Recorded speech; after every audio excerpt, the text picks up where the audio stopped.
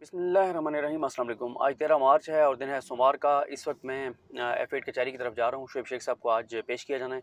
आप जानते हैं कि शुएब शेख साहब को 4 दिन से गिरफ़्तार करके रखा गया है FI की जानिब से। और पूरा पाकिस्तान आप जानता है कि शुएब साहब को गिरफ़्तार क्यों किया गया है, बोल का जुर्म क्या है और बोल क्या बात नहीं मान रहा, जिस वजह से बोल को जो है वो निशाना बनाया जा रहा है। खैर ये वक्त गुजर जाएगा, लेकिन इंशाअल्लाह शुएब साहब हों वो डटे हुए हैं, बोल हो वो खड़ा है जहाँ खड़ा था।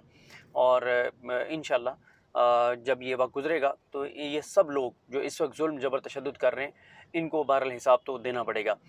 दूसरा ये है कि आज जो है वो इमरान खान साहब इंतखाबी मुहिम के मैदान में उतर रहे हैं। आज उनका पहला दिन है, आज उनको रैली करनी है। इमरान खान यही बताया गया है कि इमरान खान रैली को लीड करेंगे और लाहौर में ये रैली होगी।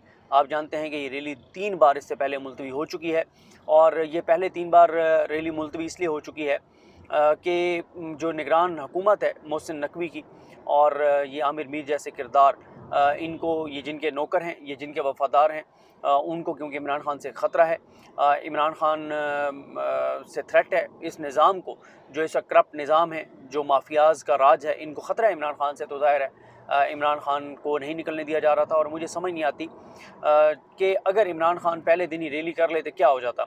उस दिन इमरान खान की तकरीर दिखाने पर पाबंदी थी, पैमरा की जानिब से इमरान खान की तकरीर नहीं दिखाई जा सकती थी। उस दिन ज़्यादा से ज़्यादा क्या होता, 2 बजे रैली शुरू होती और एक ही खबर आती, ये बहुत बड़ी रैली है, लाहौर में बहुत बड़ी रैली है, ये खबर आती। तो इमरान खान की रैली छोटी कब हुई है, इमरान खान का जलसा नाकाम कब हुआ है, इमरान खान का की गैदरिंग फ्लॉप कब हुई है, ये तो कोई ख़बर नहीं थी।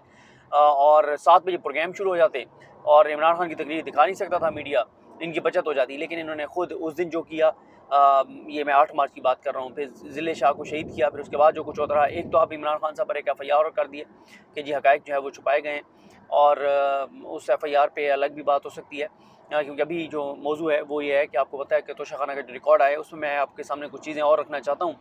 कि मैं समझता हूँ कि एक तो आज जो इजाज़त दी गई है तहरीक इंसाफ को, ये सरेंडर है माफियाज़ का, निगरान सेटअप का, इनका शरीफ ख़ानदान के नौकरों का, जो और लोग हैं जिन्होंने लगवाया है मोहसिन नकवी को, उनकी भी ये शिकस्त है। आज निगरान सेटअप की जानिब से इमरान खान को रैली की इजाज़त देना, क्योंकि इमरान खान इनके असाब के को तबाह कर दिया उसने। असाब की जंग का ये राउंड जो है वो इमरान खान जीत चुका है, क्योंकि इमरान खान रैली अनाउंस करते थे, फिर मुलतवी करते थे, अगले दिन फिर अनाउंस कर देते थे और बिल आखिर आज इनको सरेंडर करना पड़ा है। कल इन्होंने मशरूत इजाज़त दे दी है, लेकिन अभी भी ये कोई खिलवाड़ कर सकते हैं, क्योंकि ये इस वक्त उन लोगों का इक़्तिदार है जो ख़वातीन को, मासूम लोगों को गोलियां मारते हैं, ख़वातीन को जबड़ों में गोलियां मारते हैं। ये उन लोगों का इक़्तिदार है जो अपने करप्शन के पैसे को बचाने के लिए, हराम के पैसे को बचाने के लिए किसी भी हद तक जा सकते हैं। ये उन लोगों का इक़्तिदार है। और इस वक्त आपको पता है कि इमरान खान एक तरफ है, पूरा निज़ाम जो है वो और तमाम इदारे जो है वो दूसरी तरफ हैं। तो इसलिए सूरत हाल टफ तो हो सकती है, लेकिन आज कम अज़ कम ये है कि इमरान खान साहब ने आज इंतखाबी मैदान में उतरना था। उससे 16 घंटे पहले जो ये रिपोर्ट पब्लिक हुई है, जो कि नामुकम्मल है, मुकम्मल नहीं है, जिसमें टेम्परिंग है, जिसमें चीज़ें वाज़ेह नहीं हैं, जिसमें बहुत सी चीज़ें जो ईसा नकवी साहब ने और करामत मुग़ल साहब ने रात जो वीडियो की, जिसमें उन्होंने निशानदेही की कि बहुत से चीज़ों के मॉडल्स नहीं लिखे गए, और साथ ही इसमें कई चीज़ें ऐसी हैं हैरानकुन के मरीम नवाज़ साहिबा की चीज़ें मुकम्मल नहीं हैं। ये कैसे हो सकता है कि नवाज शरीफ के साथ एक आम सा ब्यूरोक्रेट जो मौजूद है, उसको तो करोड़ों रुपए के गिफ्ट मिल जाएँ, लाखों करोड़ों के मिल जाएँ, और मरीम नवाज़ साहिबा को चंद हज़ार का मिले, ऐसा नहीं हो सकता।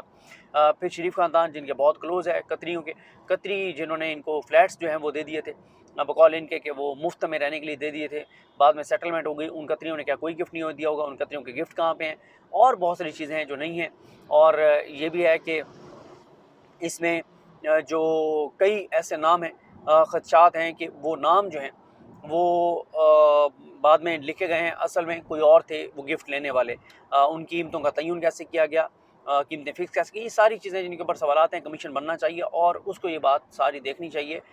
इसमें जो 2 नंबरी की गई है, जो इसके साथ खिलवाड़ इस सारे काम के साथ किया गया है, और इन्होंने इसलिए ये जारी की कि जो लाहौर हाई कोर्ट का ऑर्डर था, आज अगर ये ना करते, कल रात पब्लिक ना करते, तो आज अदालती हुक्म पर वैसे ही रिकॉर्ड पब्लिक हो जाना था।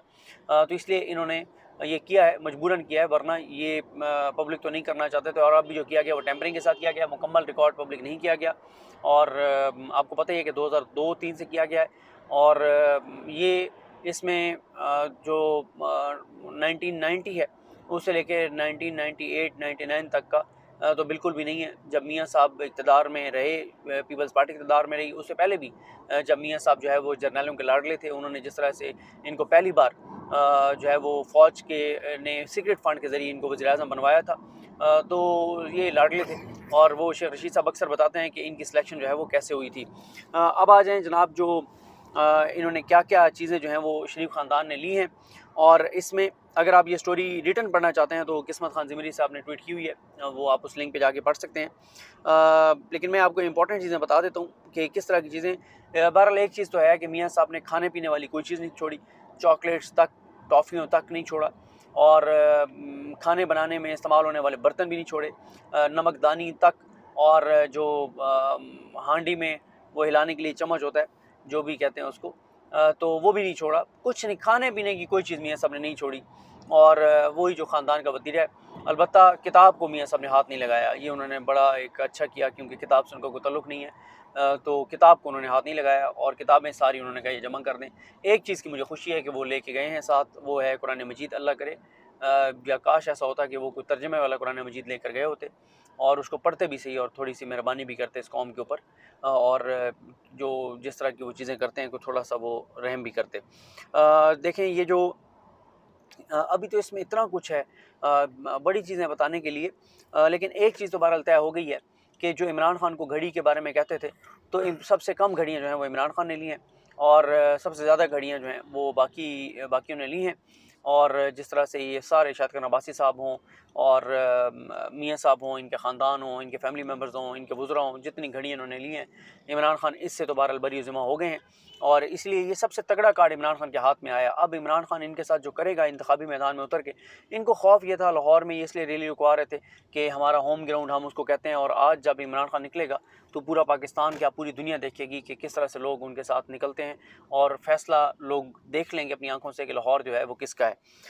इसमें जो रिकॉर्ड पब्लिक किया गया है, इसमें 28 तोहफ़े जो है वो नवाज शरीफ ख़ानदान वो मुफ्त लेकर गया है।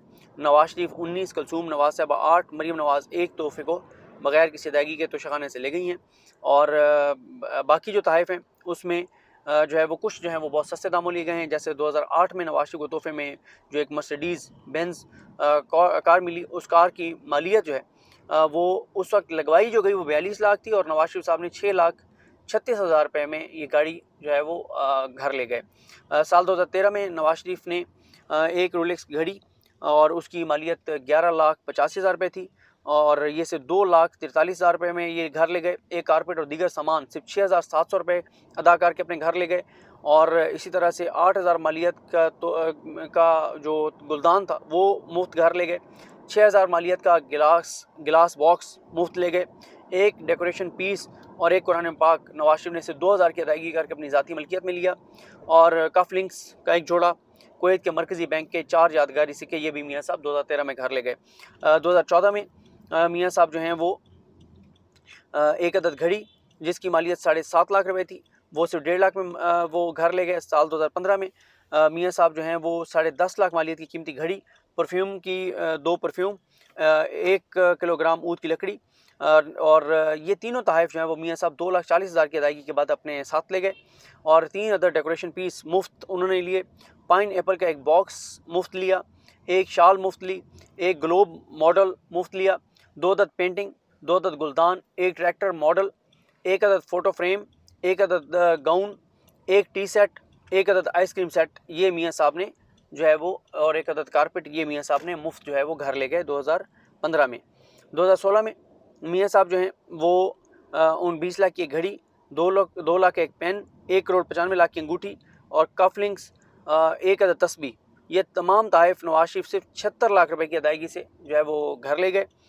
1 अदद कटोरा जो है वो मियाँ साहब मुफ्त लिया मियाँ साहब ने, और रवायती कश्ती का एक मॉडल, 2 अदद कारपेट, कश्ती का एक मॉडल, और 32 लाख की घड़ी, 50 लाख है 1 अदद पेन, हीरे की 1 अदद अंगूठी जिसकी मालियत 80 लाख रुपए थी, एक सोने और हीरे की तस्बीह जिनकी मालियत उनकी भी यहाँ पे लिखी हुई है, और हीरे के कफलिंग्स, और इस तरह के मियाँ साहब जो है वो कीमत से बहुत कम, एक तो कीमत लगवाई गलत गई, और वो भी बहुत थोड़े से पैसों में मियाँ साहब जो है ये चीज़ें घर ले गए। एक जो है वो मस्जिद का मॉडल था तुर्कमानिस्तान की एक अदद कारपेट थी, एक कुरान मजीद, सोने की एक तलवार, एक अदद तस्बीह, सोने का एक पेन, एक टेबल क्लॉक और एक अदद घड़ी। और एक घड़ी जो है वो 12 लाख की थी।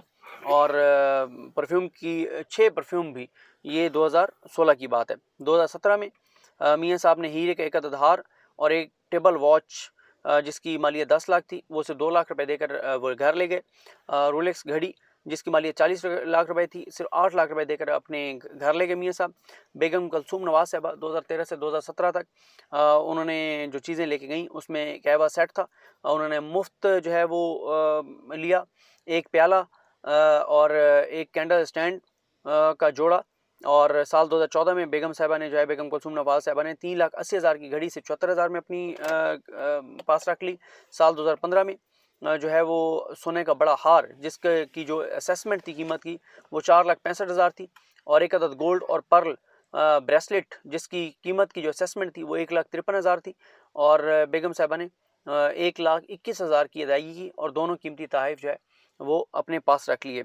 और इसके अलावा उसी बरस जो है वो बेगम कुलसूम नवाज साहबा ने एक अदद सोने का हार, 2 अदद मोतियों के हार, एक गुलदान, 2 ऑडियो सीडीज़, 2 अदद ज्वेलरी सेट 3,500 में जो है वो अपने पास रख लिए।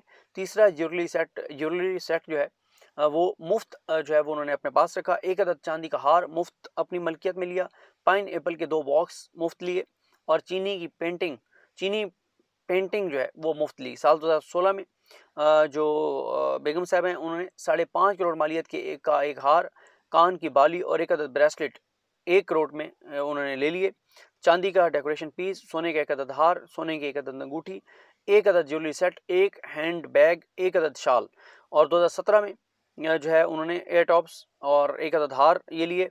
हुसैन नवाज साहब जिन पे पाकिस्तान का कानून अप्लाई नहीं होता, जो उन्होंने असास जदादें बनाई हैं, कारोबार सेट किए हैं लंदन में, दूसरे मुल्कों में उसका वो हिसाब देने को तैयार नहीं है, ये कहकर के वो पाकिस्तान की शहरी नहीं है इसलिए वो जवाब दे नहीं है। तो उस पाकिस्तान से जहाँ उन्होंने और बहुत कुछ कमाया और वो किया, उसमें ये तोशाखाना से एक अदद बॉक्स जिसमें एक रोलेक्स घड़ी काफलिंग से जोड़ा था जिसकी मालियत 9,40,000 थी, उसको हुसैन नवाज ने सिर्फ 1,86,000 रुपये देकर अपने पास रख लिया। और मरीम नवाज साहब ने 2015 में जो है वो पाइन एप्पल के बॉक्स को जो है वो अपने पास रखा। लेकिन ये हो नहीं सकता कि मरीम नवाज साहबा जो है उनको सिर्फ एक पाइन एप्पल का बॉक्स मिला हो। इसका ये वाज़ेह है कि इसमें टेम्परिंग हुई है, रिकॉर्ड ये मुकम्मल नहीं है और इसमें कीमत की असेसमेंट भी गलत है और कुछ और चीज़ें हैं। अब आगे ये भी देखना होगा कि ये चीज़ें डिक्लेयर्ड हैं नहीं हैं इन लोगों के गोशवारों में। और साथ ही ये भी एक चीज़ इम्पोर्टेंट है कि जो अम, पैसे किस किस ने अदा किए इन सारों को ये चीज़ें दिलवाने के लिए, साफ़ियों को और इन सबको, जिस तरह जरदारी साहब के फेक अकाउंट्स में से जारी हुए थे, ठेकेदारों के अकाउंट से जारी हुए थे, वही मामला तो नहीं है। बहरहाल ये एक चीज़ है, देखते हैं बहरहाल मामला किस तरफ जाते हैं। लेकिन ये इमरान खान साहब के हाथ में एक बड़ा कार्ड आ गया है। अब इमरान खान मज़ीद इनके ऊपर दबाव बढ़ाएंगे।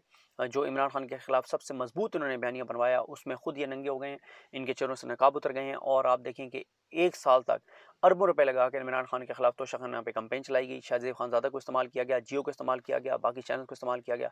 आज ये खुद गंदे और नंगे हो गए हैं। तो बस अब देखते जाएं, इसीलिए तो ये इलेक्शन में जाना नहीं चाहते, इन्हें अंदाज़ा है कि चीज़ें किस तरफ जा रही हैं और आवाम का गम और गुस्सा क्या है। तो बाकी इंशाल्लाह समाअत के बाद अभी इमरान खान साहब का भी केस है। तोशाखाना वाला इधर ही, मुझे अपनी दुआ में याद रखिएगा। लकड़ी हम सब कामी नासर। अल्लाह हाफ़िज़।